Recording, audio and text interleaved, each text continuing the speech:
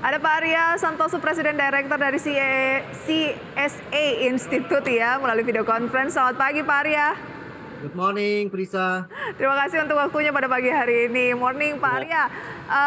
Indeks harga saham gabungan kemarin bukan cuma IHSG sih, Asia juga ya, rata-rata bergerak di teritori negatif. Kenapa sih Pak Arya? ya, memang ada sentimen yang kurang baik ya kelihatannya. Memang secara siklus juga setiap tahun itu di bulan seperti ini ya September itu biasanya memang ada pelemahan. Jadi memang kita perhatikan menjelang Pilpres kita juga di Indonesia itu ada semacam anggapan bahwa ada sedikit political unrest menjelang tahun politik ya. Tetapi kalau kita perhatikan secara psikologis juga round number di 7.000 itu juga menjadi satu level psikologis dari market bahwa dianggap ini udah ketinggian nih udah 7.000 gitu. Jadi kemungkinan akan konsolidasi dahulu ya sementara.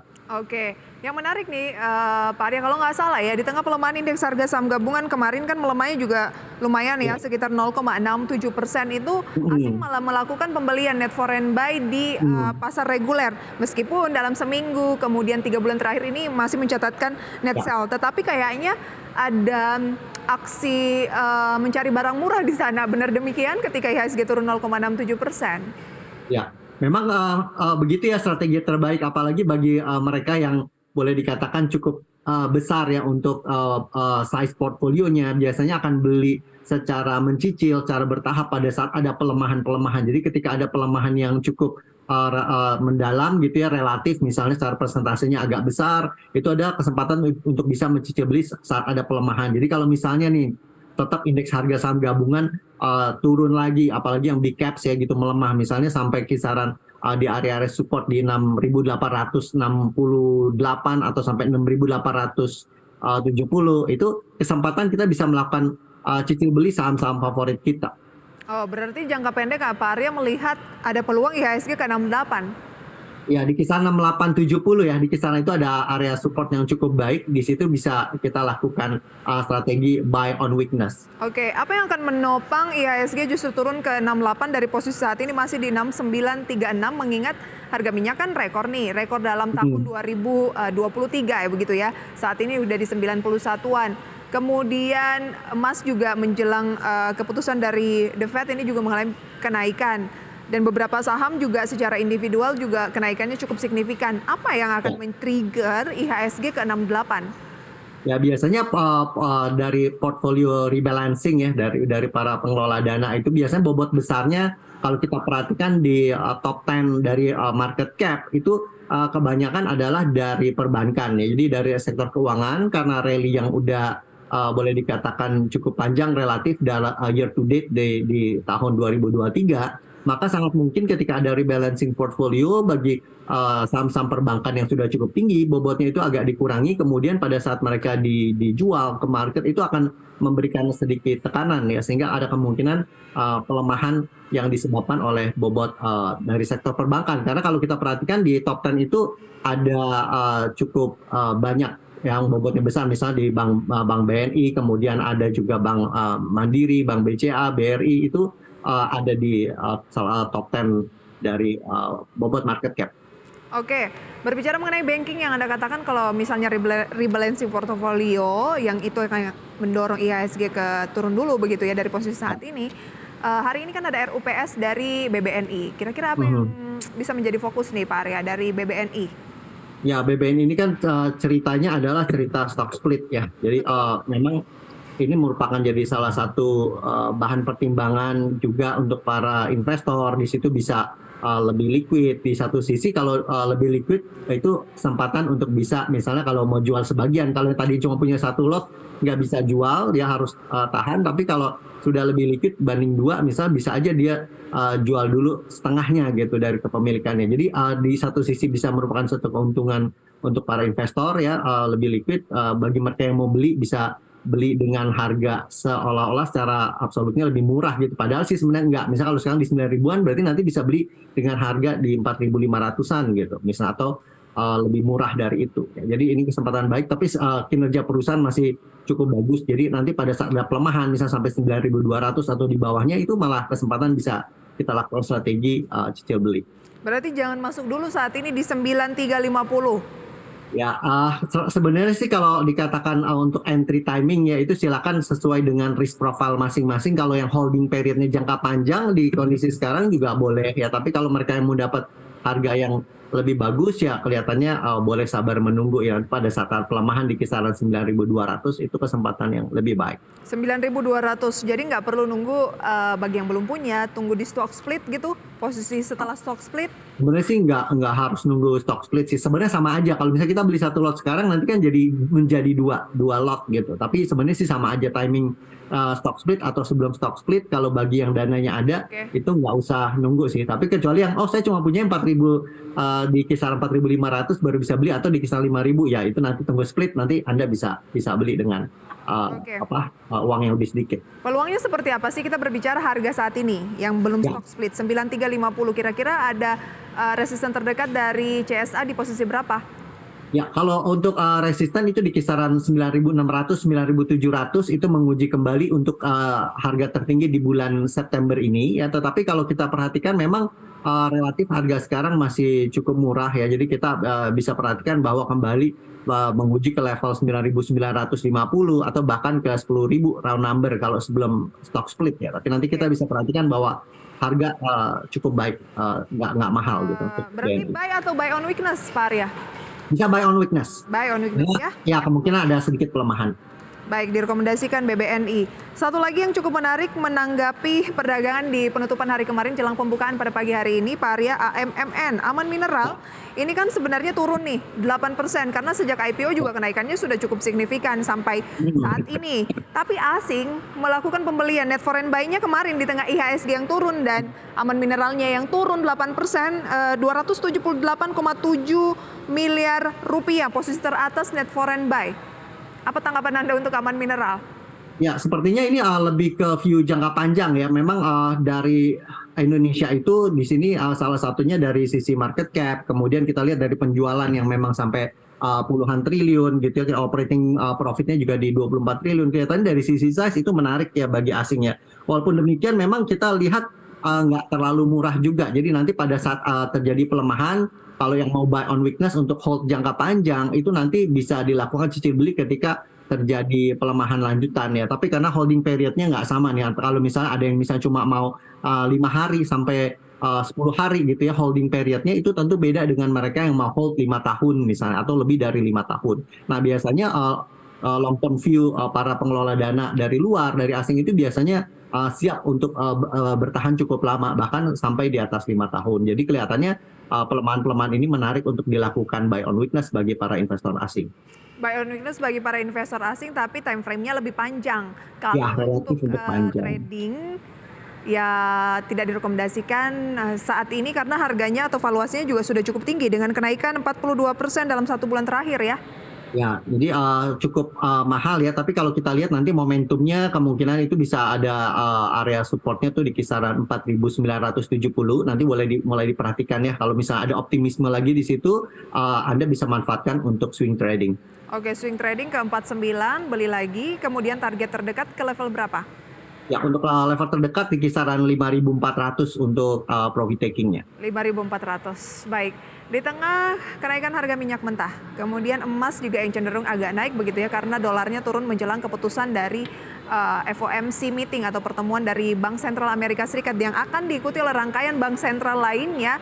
Apa sih saham-saham yang Anda rekomendasikan Pak Arya? Kita jeda terlebih dahulu ya. Kami akan segera kembali pemirsa usai pariwara berikut, tetaplah di segmen Market Buzz. Terima kasih pemirsa Anda kembali bersama kami dalam segmen Market Buzz. Berikut adalah deretan rekomendasi saham pilihan dari CSA Institute. Dapat Anda saksikan selengkap di layar televisi Anda pemirsa. Seperti biasa ada 4 saham rekomendasi teratas begitu ya. Kami sampaikan ada S Hardware, Tekim, Gudang Garam dan juga Goto pemirsa. Oke, nanti akan kami tampilkan kembali datanya. Kita ke S Hardware terlebih dahulu Pak Arya. Apa nih yang membuat S Hardware menarik?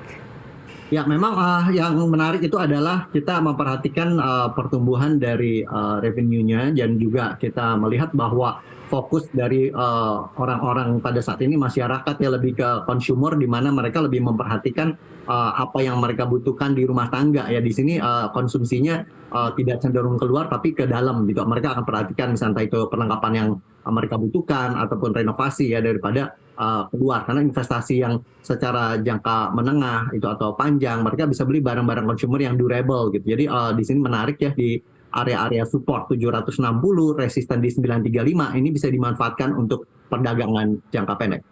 760 sampai dengan resisten 935 untuk perdagangan jangka pendek. Kenapa jangka pendek? Apakah ini secara keseluruhan bahwa menariknya saat ini ya jangka pendek? Ya, karena secara kalau saya perhatikan memang kalau yang secara jangka panjang itu biasanya yang dicari kan lebih ke value, kemudian fair value-nya gitu ya. Tapi kalau kita perhatikan di para pemirsa yang mencari momentum jangka pendek, kita melihat kemarin ini sempat ada penguatan ya. Kemarin ada penguatan yang cukup baik gitu. Jadi secara jangka pendek di sini pas ada momentumnya gitu. Jadi sebenarnya perusahaan secara jangka panjang cukup baik ya, tetapi momentumnya lagi muncul ya, momentum maupun minat transaksinya yang volumenya juga mendadak lebih tinggi dibandingkan rata-rata selama 3 bulan terakhir. Bahkan lebih dari 2 kali lipat dari rata-rata selama 3 bulan terakhir.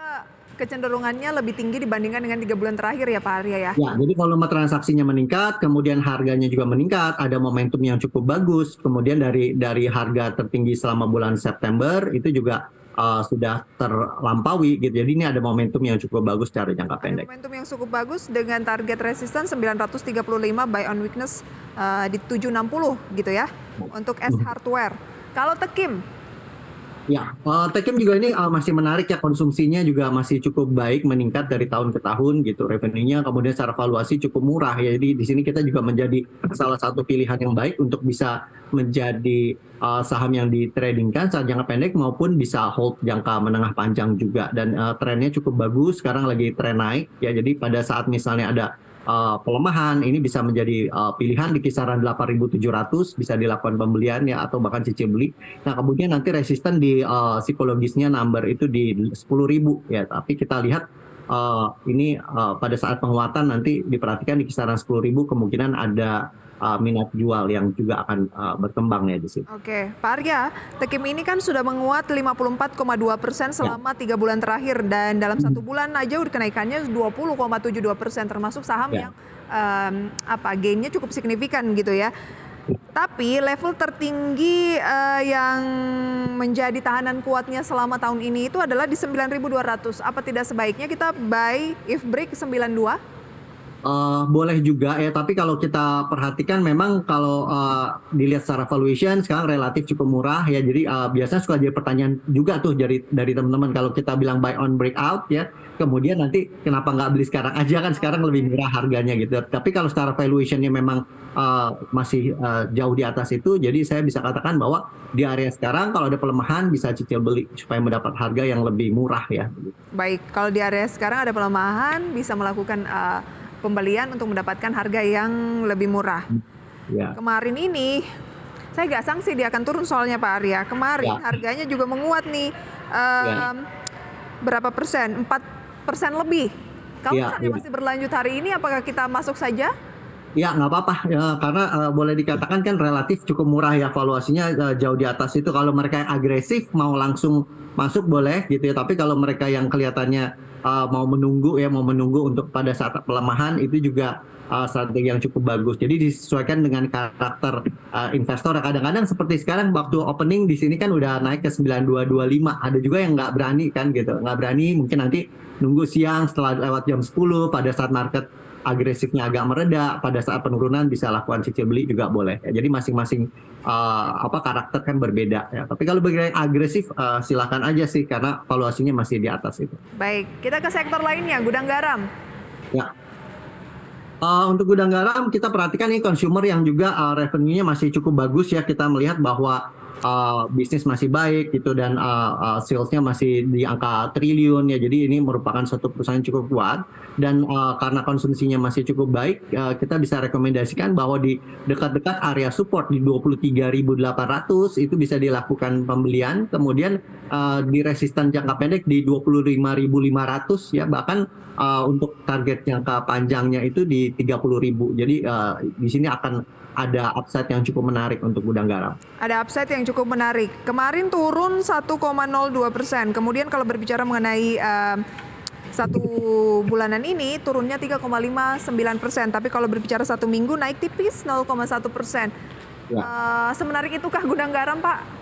Ya, jadi kita perhatikan bahwa penurunannya itu sudah mulai melambat ya. Di situ terjadi konsolidasi selama bulan September ya. Jadi dia tidak membentuk harga yang lebih rendah lagi dari harga terendahnya itu di 23.800. Jadi di kisaran dekat-dekat 23.800 itu bisa dilakukan cicil beli ya. Jadi bagi mereka yang mau memanfaatkan momentum jangka pendek itu bisa dilakukan cicil beli di kisaran dekat-dekat 24.000, 23.800, nanti di kisaran 25.500 bisa dilakukan profit taking. Apa yang akan mendongkrak atau mendorong gudang garam akan ke 25.000, Pak?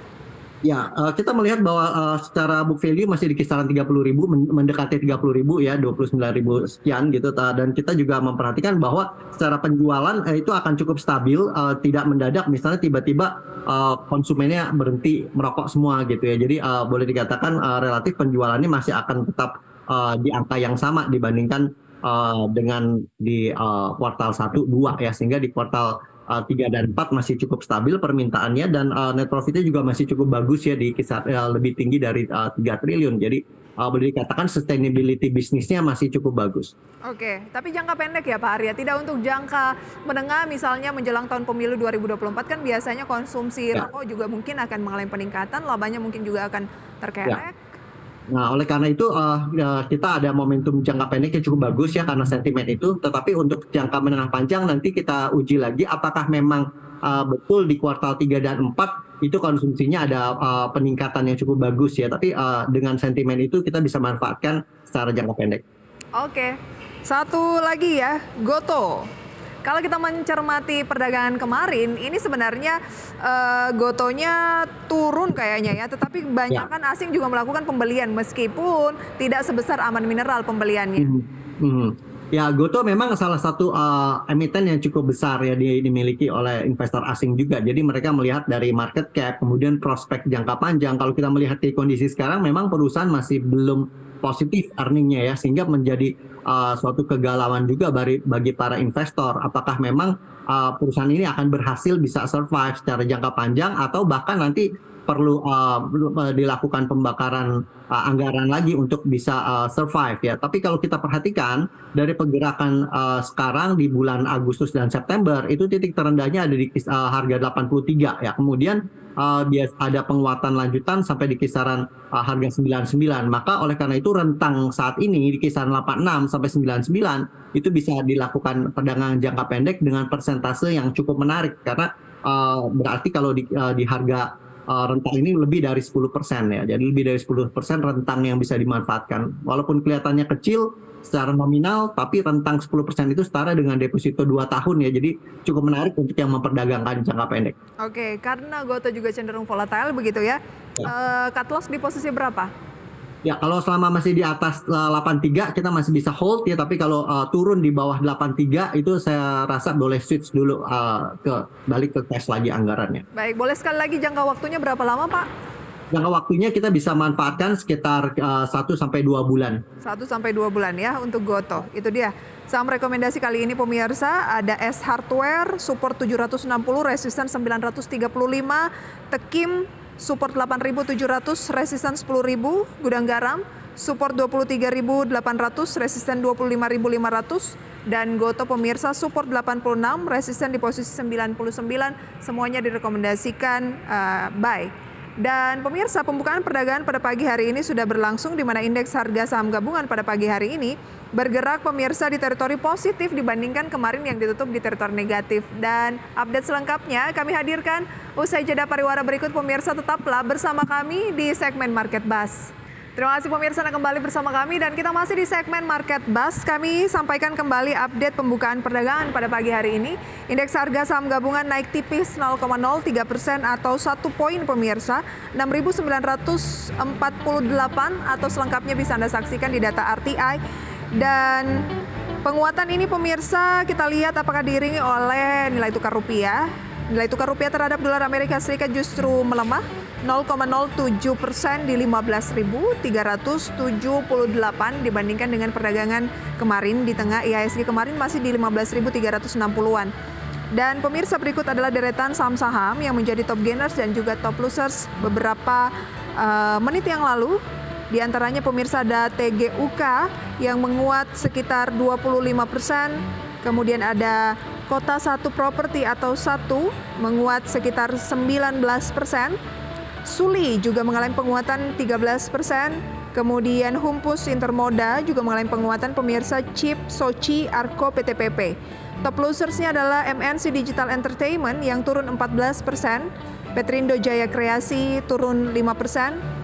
Kemudian ISAP Suni, IRRA, AEGS, Diva, dan juga Hatim. Dan posisi ini pemirsa tentunya masih terus mengalami perubahan karena waktu baru menunjukkan pembukaan kurang lebih 10 menit.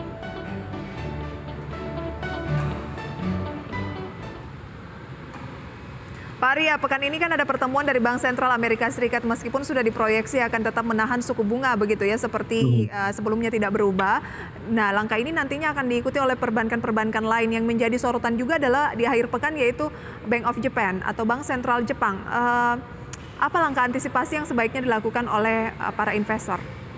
Ya, memang kita memperhatikan walaupun sudah turun inflasi bahkan di Indonesia juga maupun di seluruh dunia begitu ya, tetapi kita melihat bahwa pengimbangan suku bunga itu bahkan bukan setara dengan inflasi, bahkan lebih tinggi dari inflasi karena secara makro mereka ingin mempertahankan inflow dana yang tetap masuk ke negaranya. Jadi dengan cara mempertahankan suku bunga tinggi supaya dana itu tidak keluar ya dari negaranya. Nah, oleh karena itu di sini menyebabkan menjadi high cost bagi para pebisnis. Itu biasanya akan melihat bahwa suku bunga yang dipertahankan tetap tinggi ini menjadi beban ya. Di sini bisa menjadi satu masalah juga secara survival bisnisnya gitu. Jadi di Amerika sangat mungkin masih ada potensi masalah yang akan berkembang ya. Kita melihat bahwa di Jepang juga itu selama ini selalu dipertahankan di peg gitu ya suku bunganya, tetapi tetap nanti akan ada invasi dari pemerintah juga supaya tidak terlalu tinggi seperti itu. Oke, jadi Anda melihat peluang indeks harga saham gabungan menanti keputusan dari The Fed ini cenderung akan bagaimana Pak? Tadi bilang ada kemungkinan IHSG masih akan ke 68 kan? Ya, jadi Indonesia itu sebenarnya masih cukup menarik. Kita mempertahankan suku bunganya juga tidak kita turunkan misalnya di bawah 4% gitu. Kita juga menjaga untuk seimbang ya dengan sentimen global gitu. Kalau kita menurunkan sendiri sehingga Indonesia tidak menarik, itu juga menjadi satu kesulitan tersendiri untuk menjaga inflow dana untuk bisa tetap ada di Indonesia. Oleh karena itu sementara kelihatannya Indonesia juga akan tetap mempertahankan begitu ya. Tapi di Indonesia itu tidak terlalu jauh ya jaraknya. Sedangkan target kalau di Amerika itu akan sebenarnya bisa turun sampai di kisaran 2% dalam 1-2 tahun ke depan. Di Indonesia masih cukup bagus, masih cukup seimbang, walaupun memang para pebisnis tetap menginginkan suku bunga yang diturunkan begitu. Tapi dengan keseimbangan dan rencana jangka menengah di Indonesia masih cukup baik, sehingga pada saat ada pelemahan nanti di bulan September, Oktober silakan dilakukan cicil beli untuk perusahaan-perusahaan favorit yang secara fundamental cukup bagus, sehingga secara jangka menengah panjang Indonesia saya yakin masih cukup optimis ya untuk perkembangan perekonomiannya. Oke, harga minyak yang masih mengalami penguatan Pak Arya pagi hari ini kita lihat AMMN naik lagi 3,4%, Medco 4%, PGEO 0,33%. Singkat saja, apa tanggapan Anda? Ya, silakan untuk yang masih ada momentum ya bagi yang mereka memperdagangkan jangka pendek, silakan bisa dimanfaatkan, bisa riding the wave ya sementara ini gitu. Tapi kembali secara jangka panjang Anda bisa melihat untuk berinvestasi di perusahaan-perusahaan yang cukup baik dan relatif cukup murah ya. Tetapi momentum jangka pendek juga bagi mereka yang memahami pergerakan jangka pendek bisa memanfaatkannya. Oke. Terima kasih banyak Pak Arya sharing informasinya pada pagi hari ini, rekomendasi analisisnya. Semoga bisa menjadi referensi sumber informasi untuk pemirsa di rumah. Sehat, sukses selalu untuk Pak Arya. Sampai berjumpa kembali. Ya, sampai jumpa.